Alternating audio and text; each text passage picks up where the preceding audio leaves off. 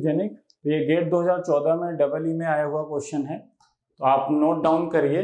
तो जो 2 ओपैम के क्वेश्चन में कह रहा था डबल ई में थोड़े से कॉमन है, तो उसी तरह का एक और गेट में आया हुआ क्वेश्चन है। लेकिन यहाँ फिर से वही जो मैंने पिछले लेक्चर्स में आपको सिंप्लीफाइड सोल्यूशन आपको करना सिखाया कि क्या क्या जो बेसिक रिक्विजिट स्टेप्स हैं, प्री रिक्विजिट स्टेप्स हैं जो आपको फॉलो करना है स्टार्टिंग में, ताकि क्वेश्चन किस डायरेक्शन में जाना है वो एकदम क्लियर हो जाए। वो बेसिक स्टेप अगर स्टार्टिंग में आपने सीरियसली फॉलो कर लिया, एग्जैक्टली फॉलो कर लिया, तो आपको बहुत क्लियर होगा कि आप कर क्या रहे हो, कैसे कर रहे हो, क्यों कर रहे हो। वो क्लियर होना बहुत जरूरी, रैंडमली नहीं कि ये चीज यहां लगा दूंगा, ये चीज यहां लगा दूंगा। एक प्रॉपर स्टेप मैंने करना सिखाया, सिंप्लीफाइड सॉल्यूशन पे कैसे पहुंचे ओपैम के क्वेश्चंस में, है ना, जो इस तरह के न्यूमेरिकल्स आते हैं, इसका एक सिंप्लीफाइड अप्रोच क्या होना चाहिए वो मैं आपको बार बार सिखाने की कोशिश कर रहा हूं। इस क्वेश्चन में मैं फिर से सिखाने की कोशिश करता हूं। An op-amp circuit is shown in the figure, that is given, already given. The output of the circuit for given input Vi is, है ना, minus of R2 upon R1 into Vi, minus of bracket में 1 plus R2 by R1 Vi, this 1 plus R2 by R1 Vi, plus V set और minus V set, है ना, जो supply voltage है plus minus V set है ना, plus minus 15 हो सकता है, प्लस माइनस 10 हो सकता है, वट एवर इट इज, ठीक है। अब ध्यान से देखें, करते हैं क्वेश्चन को स्टेप बाय स्टेप फॉलो करना है, आंसर पे पहुंचेंगे और देखेंगे कैसे सिंप्लीफाइड सॉल्यूशन मिलता है ना। तो मैं बस यही ओपैम में हर जब भी पढ़ाता हूं बेसिक्स क्लियर करने के बाद यही स्टेप फॉलो करा के मैक्सिमम आपको सिंप्लीफाई कर देता हूं चीजों को कि यही सॉल्यूशन, यही अप्रोच होना चाहिए। तो पहले इस ओपैम पे आते हैं इनपुट साइड में, तब आउटपुट पे पहुंचेंगे। तो इनपुट से आउटपुट की तरफ भी हमें मूव करना होता है। तो आप पहले खुद से सॉल्यूशन ट्राई करिए, कन्विक्शन के साथ सॉल्यूशन ट्राई करिए, मतलब एकदम कन्विंस हो जाइए कि हाँ यही सॉल्यूशन है, इस लॉजिक से एकदम परफेक्ट, ताकि एग्जाम में जितना अभी आप परफेक्शन हासिल करोगे उतना एग्जाम में इजी होगा जितना सिंप्लीफाई करोगे, ठीक है। फिर सॉल्यूशन आप देखना है, यहाँ पे देखते हैं क्या करना है। पहले इस ओपैम पे आते हैं इनपुट साइड में, ओपैम 1 मान लेते हैं, इसको ओपैम 2 है, ठीक है। पहले ओपैम नंबर 1 पे आते हैं। हियर मैंने क्या बताया था, पहले आपको ये चेक करना है whether negative feedback is dominating, whether positive feedback, कौन सा फीडबैक प्रेजेंट है। निगेटिव केवल प्रेजेंट है तो वही डोमिनेटिंग हो गया, पॉजिटिव केवल प्रेजेंट है तो वही डोमिनेटिंग हो गया। अगर दोनों प्रेजेंट है तो कौन डोमिनेटिंग होगा फिर पता करना, और वो मैंने आपको वर्चुअल ग्राउंड कॉन्सेप्ट वाले लेक्चर में बहुत अच्छे से समझाया है। तो सबसे पहले हम देखते हैं यहाँ पे फीडबैक क्या प्रेजेंट है। यहाँ पे ये आउटपुट है इस ओपैम का पहले वाले, और यहां से आउटपुट से कुछ लिया गया through this network and feed कर दिया गया, कहां पे फीड कर दिया गया, इस पॉजिटिव टर्मिनल पे ऑफ द ओपैम 1। दिस मींस, और निगेटिव टर्मिनल पे कोई फीडबैक मौजूद है नहीं, निगेटिव टर्मिनल पे डायरेक्टली केवल Vi लगाया गया। That means only positive feedback is present and only positive feedback is present. अगर केवल एक फीडबैक प्रेजेंट हो तो वही क्या होता है, ओवरऑल डोमिनेटिंग। तो यहां पे कौन सा फीडबैक डोमिनेटिंग है, पॉजिटिव फीडबैक इज डोमिनेटिंग। अब ओपन लूप गेन, ओपैम के बारे में कुछ नहीं किया, that means you are considering it as an ideal op amp, ठीक है। तो इसका ओपन लूप गेन क्या है, इन्फिनिटी। आपने पॉजिटिव फीडबैक लगाया, पॉजिटिव फीडबैक गेन को बढ़ाता है, तो इन्फिनिटी को बढ़ा के आप क्या कर पाओगे, इन्फिनिटी। तो पॉजिटिव फीडबैक के बाद जो क्लोज लूप सिस्टम मिला ओवरऑल, उसका भी गेन अभी इन्फिनिटी ही है, ओपन लूप का तो था ही।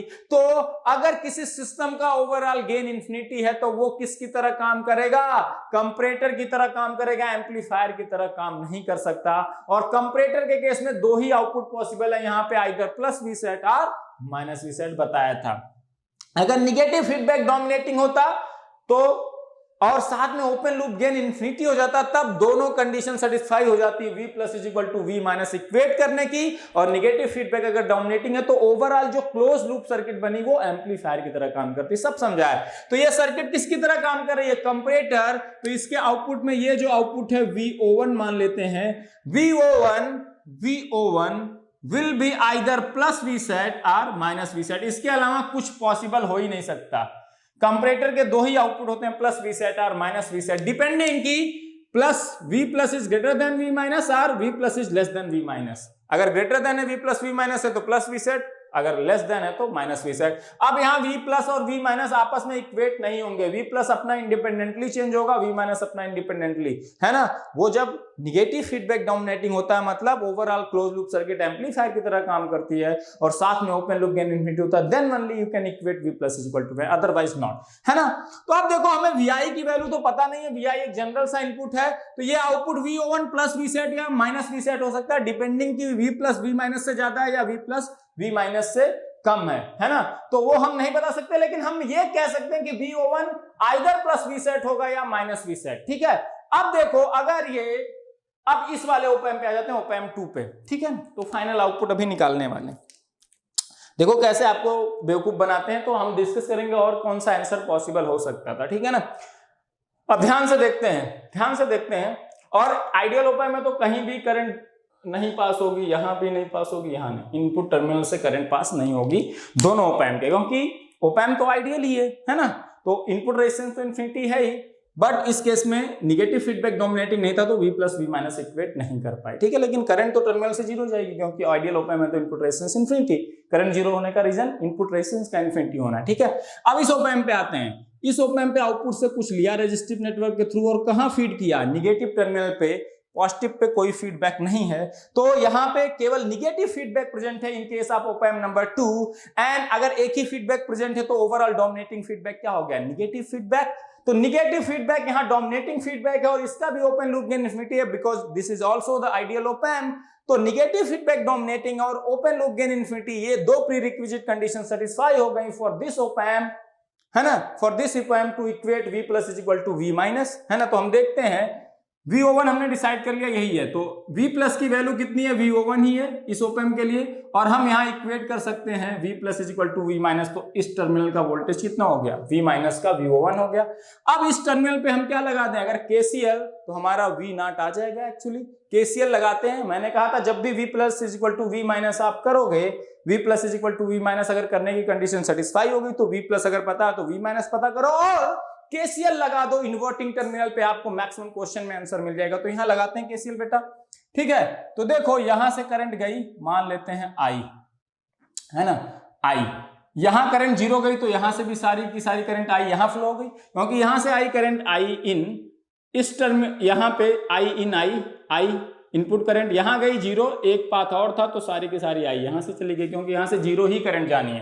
तो अब देखो KCL इस नोड पे लगाते हैं, इस डायरेक्शन में करंट I है क्या, 0 minus VO1 upon R, 0 minus VO1 upon R is the current through this R in this direction, and this current is same as which is flowing through this R। और इस R के cross अगर ये कोई current I है इस direction में, तो उसकी वैल्यू क्या है, इसके इस इनका पोटेंशियल VO1, जिसकी तरफ करंट फ्लो हो रही है, दूसरे नोड का potential V not divided by R। इसके अगर अक्रॉस I फ्लो हो रही है तो इस I के रिस्पेक्ट में हायर पोटेंशियल है, ये लोअर, तो higher potential minus lower potential divided by R। और ये दोनों करंट ही I है, क्योंकि यहां से I आई, यहां जीरो गई, तो ये यहां जो करंट है वो I ही है, ये हमें पता है KCL से एट इन्वर्टिंग टर्मिनल। यहां R कैंसिल हो गया, तो यहां से अगर ध्यान से देखो तो V naught is equal to 2VO1, और VO1 बेटा आइदर प्लस V सेट है या माइनस V सेट है। तो अगर प्लस V सेट है तो V not plus 2V set हो जाएगा, जबकि plus 2V set output V not पे पॉसिबल है। किसी भी ओपैम्प के आउटपुट पे मैक्सिमम प्लस साइड में वोल्टेज कितना पॉसिबल है, प्लस V सेट, इससे ज्यादा वो जा ही नहीं पाएगा, सैचुरेट कर जाएगा। निगेटिव साइड में मैक्सिमम वोल्टेज कितना पॉसिबल है, माइनस V सेट, उससे ज्यादा नीचे निगेटिव नहीं जा पाएगा, वहीं सैचुरेट हो जाएगा।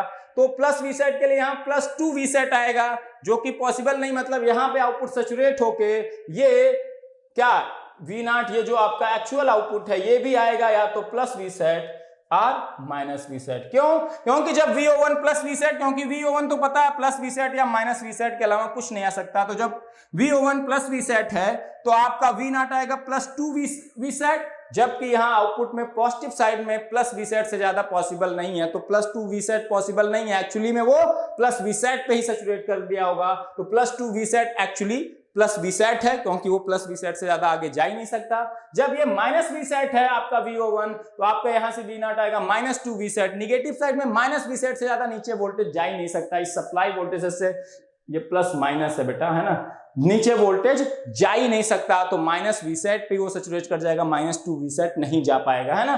तो यहाँ पे भी +2 Vset के करस्पॉन्डिंग प्लस Vset ही रह जाएगा, -2 Vset के करस्पॉन्डिंग माइनस Vset, तो output is either plus Vset और माइनस Vset। तो यहाँ यही गेम था। आप जल्दबाजी में जिन लोगों ने किया होता है ना, जिनको हमेशा यही लगता है कि V plus is equal to V minus कर दूं, तो देखो यहाँ हमेशा कर देते हैं, कंडीशन चेक ही नहीं करते। तो यहाँ VI है, वो यहाँ क्या कर देते, यहाँ VI तो यहाँ VI लगा देते, ठीक है। फिर KCL लगा देते इस नोड पे, तो क्या होता, देखो क्या आता है आंसर।